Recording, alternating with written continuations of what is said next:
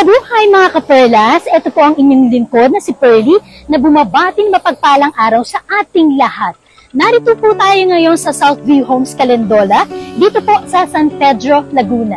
At Southview Homes, you can have both the charm of small town living and a quick access to urban conveniences in the metro and the south na I'm sure isa po itong ideal location for you and your family.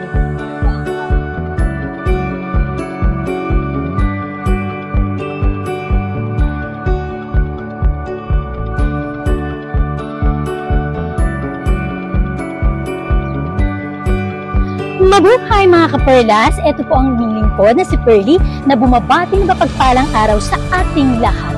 Welcome po dito sa Dream House Edition. Malay mo, ito na ang Dream House para sa iyo.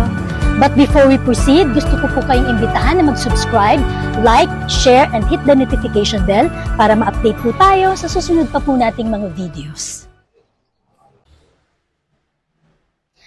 So, narito na po tayo ngayon sa Southview Homes. Ang location po natin dito sa Barangay Calendola, San Pedro, Laguna. So, this is a two-story house with a lot area of 70 square meters and floor area of 61 square meters. So, this house comes with 2 bedrooms, 1 toilet and bath with carport. So, it's time for us na mag-house tour. Tara, let's samahan nyo kami. This is a dressed up unit ng ating 2-bedroom. So, pakita natin ano yung kanilang windows ay mga sliding. Ayan. So, dito sa ating living area, may fixed window tayo. So, ito yung ating sala set, ano? Yung ating pinaka-living area. So, ito naman yung ating dining area. May 4-seater sila, no? Na nilagay. So, ayan yung ating circuit breaker.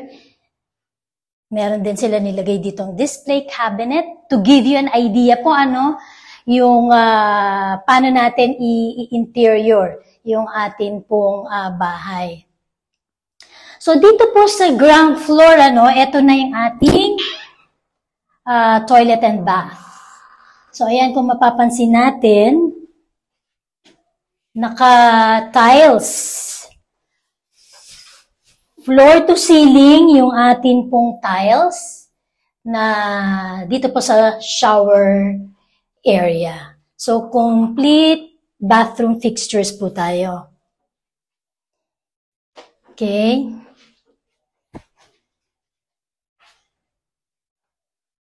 So, atin naman pong tingnan yung atin pong second floor.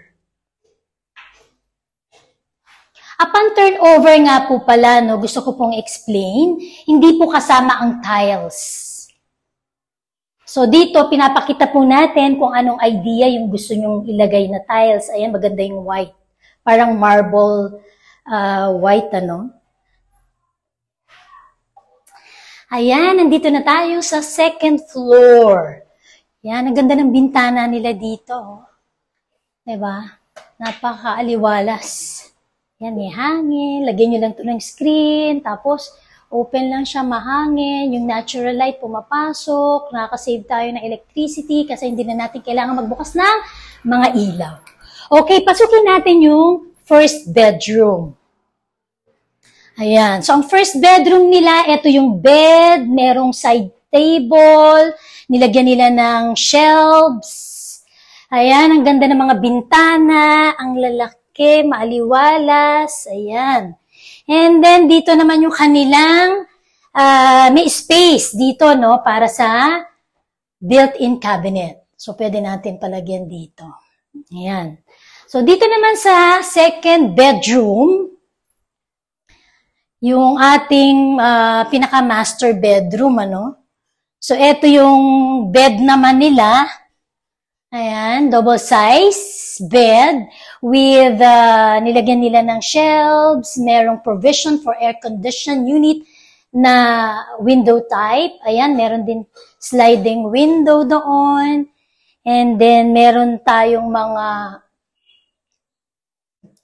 may table dito, no? Pwede siyang working station, ano? And then, meron din tayo dito ng space. Pwede to sa ating built-in cabinet. So, napansin natin yung kanilang handrails. Wooden handrails, no? Tapos, yung kanilang railings, ayan, metal, ano?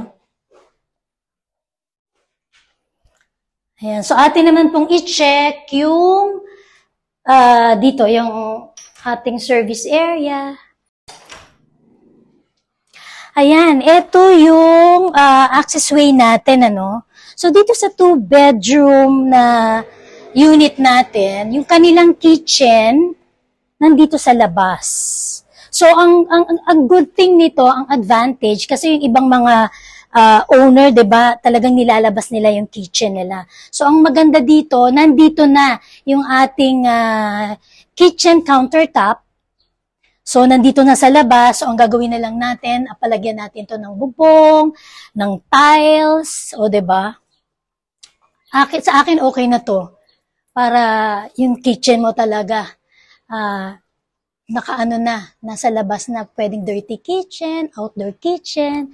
So, it's up to you po. So, ito po yung ating carport. And then, ito naman po yung ating front yard. So, kung makikita natin, ano, maganda tong space para pwede rin natin siyang gawing pocket garden. So, gusto ko rin pong sabihin, ano, upon turnover nga po pala ng ating unit, hindi po kasama ang ating gate and fence. So, si owner na po ang magpapalagay po nito. And gusto ko rin pong sabihin na meron po tayong buyer's promo na free tiles po tayo, no? So, hanggang June 30. So, i-avail na po natin yon. So, ayan, tapos na po tayo sa ating pong pag-house tour. So, kung nagustuhan niyo po ating video, please subscribe, like, share, and hit the notification bell para ma-update po tayo sa susunod pa po nating mga videos. And for those who are interested to own this property, you may send us a message dyan po sa contact details na naka-flash po sa inyong screen for tripping and house viewing assistance.